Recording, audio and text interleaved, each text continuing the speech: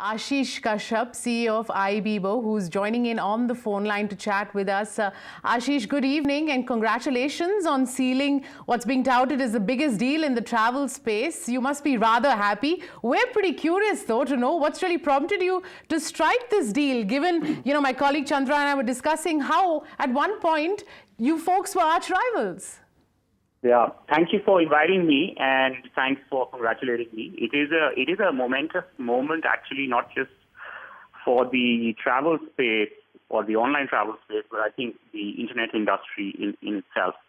So, to your question, what really excited us is really driven by the fact that if you really look at the online travel market, but for domestic airline, which a good percentage of it has moved online, accommodation industry, bus industry, alternate accommodation, even outbound flights, outbound hotels are all suboptimally penetrated online.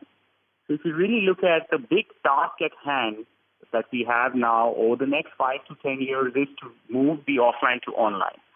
And we believe that the complementary strengths which are there amongst the different brands, given that these consumer-facing brands are going to continue to operate, we strongly felt that this combination will drive the less than 15% accommodation penetration online and accelerate that penetration, the 18% penetration of intercity bus transport, the very, very suboptimal penetration of even outbound flights and outbound hotels absolutely being untapped. Beyond this, we see huge opportunities in alternate accommodation space, which we want to develop via Makemytrip's Right Stay brand, and also the alternate transportation, intercity transportation via the Right brand, which we recently incubated. So we just feel that while it seems on the face of it that, this is a very stable industry, but from my vantage point, it is just beginning.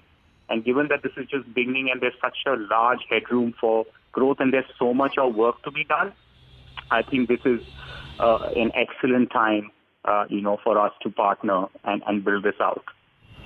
And given that there was good synergy between the founding team members, we said that this is a great opportunity for us to take this path. So that's what has really motivated and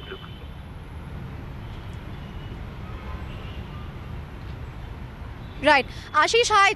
Chandra here from ET Now in Bangalore. Just want to understand, in the investor call, you all mentioned that these will continue as separate entities, Makemytrip, Ibibo, as well as Red Bus. Can you help us understand how you will leverage synergies going forward?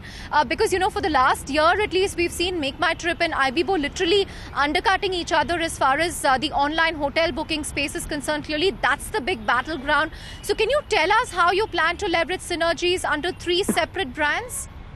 Sure. So firstly, if you look at Red Bus as a brand, this is an intercity bus brand. When somebody's keyword is that he wants to travel from Dharwad to Belgaum, that's by bus. So it's the Red Bus brand, which comes to mind when somebody thinks of traveling to Shirdi or to Jammu, to a pilgrimage location by road. It's the Red Bus brand. So first and foremost, we would definitely leverage the Red Bus brand to increase reach for our core accommodation business. So that's number one. Number two, Ibibo brand has built strength amongst 2 and 3 star and budget accommodations, and also has built a lot of strength around its community and user-generated content and question and answers product. On the other hand, Makemytrip has built a lot of strength around its core flights, packages business, build strength around outbound 4 and 5 stars. So we will leverage these strengths and combine wherever we can give better value proposition to the consumers. The coexistence of multi-brands is not a new phenomenon, because if I go and look at China, there is coexistence of Ctrip and Qunar. If I look at the Asian markets, there is coexistence of Booking and Agoda. If I look at, many other markets, there's coexistence of multiple hotels and flight brands under the Expedia stable. Example, Expedia.com and Hotels.com. So in the internet world, we believe that, having multiple consumer franchises creates values and at the end of the day, hence increases and strengthens the back-end network effects.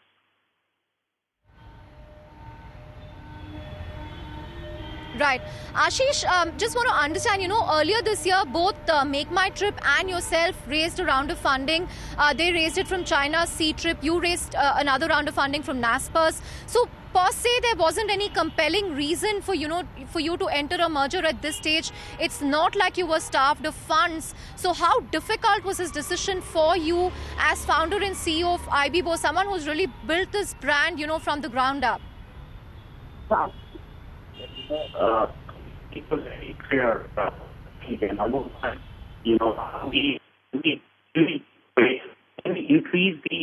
we accelerate innovation, given that, we will constantly, optimize certain aspects and constantly focus on, innovation. So the first thing for me was that can we accelerate innovation and tech development by doing this? Because, as I said, we're just scratching the surface literally with respect to this category of e-commerce. So that was the first. Second, what is the chemistry like with the founders and other folks?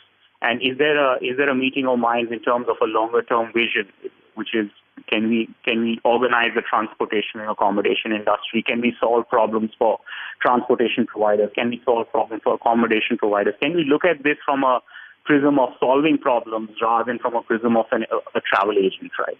So there was a lot of meeting of minds on that, and last but not the least, I think right now the big competition for us is that how do we really bring, and that this holds good not just for me, but that holds good for actually the whole internet industry. How do you bring offline to online? I think that's the big one, and that kind of effort can only be done if you create trends such as this and create strong platforms. Right. Ashish, we have time for one last question. So what happens next? How soon before we actually see this deal sort of wrap up? We know for sure that, you folks will now wait for the nod from the Competition Commission. How hopeful are you on that front? And I'm also going to quickly slip in a note I just read that Morgan Stanley put out. They say a combined entity is something like $1.8 billion. Would that be a fair, assessment? Yeah. Look, I think all of this has just happened, so I haven't even looked at any numbers so far, and some of it is dynamic. So let me not comment on numbers. Let's talk about the momentous timing of this and the occasion. So coming to, your question on essentially, I think this is essentially a huge opportunity, and from a regulation perspective, my belief is that it's basically a lot of market. 85% of it is still offline, and that's what we want to bring online. So we expect the deal to be completed by December end of this year.